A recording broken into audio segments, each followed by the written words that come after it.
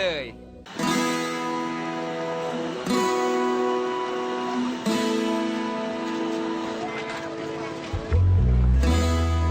ช่วงนี้หน้าหนาวแล้วครับหลายคนเริ่มหาสถานที่ท่องเที่ยวกันแล้วส่วนใหญ่จะขึ้นเหนือไปสัมผัสกับลมหนาวและบรรยากาศความสวยงามของภูเขาและทะเลหมอก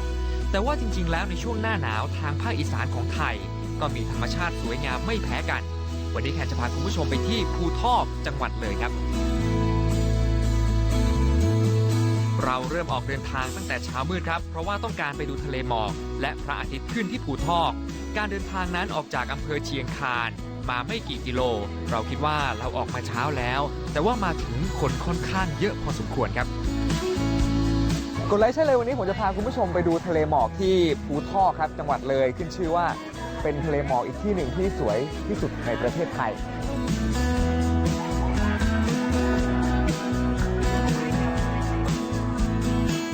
ตอนนี้เราได้บัตรมาแล้วครับบัตรราคา25 บาทแต่ว่านี่คือขึ้นลงเลยเพราะว่าที่นี่จะมีรถขึ้นลงตลอดเวลาครับไม่อนุญาตให้เอารถขึ้นไปอาจจะเพราะว่าไม่มีที่จอดหรือว่ากลัวอุบัติเหตุที่อาจจะเกิดขึ้นเพราะฉะนั้นเนี่ยเราต้องขึ้นรถประจำทางครับไปฮะวันนี้อากาศเย็นๆครับไม่ถึงกับหนาวมากการนั่งรถเปิดประทุนแบบนี้ขึ้นภูก็ได้อีกหนึ่งบรรยากาศได้รับลมเย็นๆแบบเต็มๆภูทอกนั้นอยู่ไม่สูงมากครับประมาณ2 กิโลเมตรกว่าๆจากพื้นดินกินเวลาในการเดินทางไม่มากนัก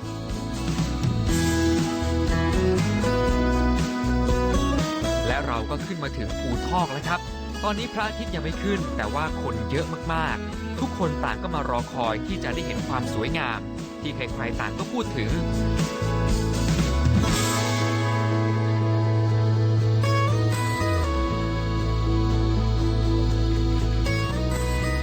และแล้วสิ่งที่ทุกคนรอคอยที่จะเห็นก็มาถึงแล้วครับพระอาทิตย์ขึ้นพ้นจากภูเขาซึ่งเป็นภาพที่สวยงามมากๆ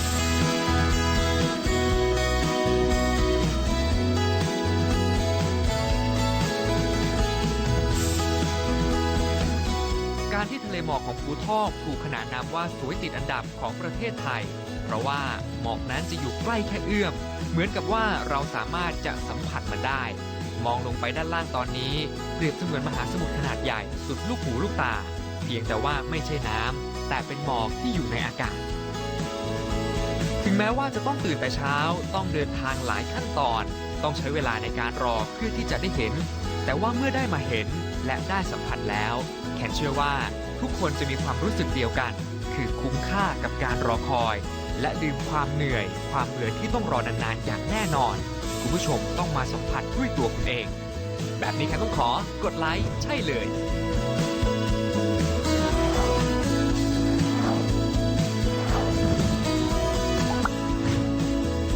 สนับสนุนโดยปตท.พลังที่ยั่งยืน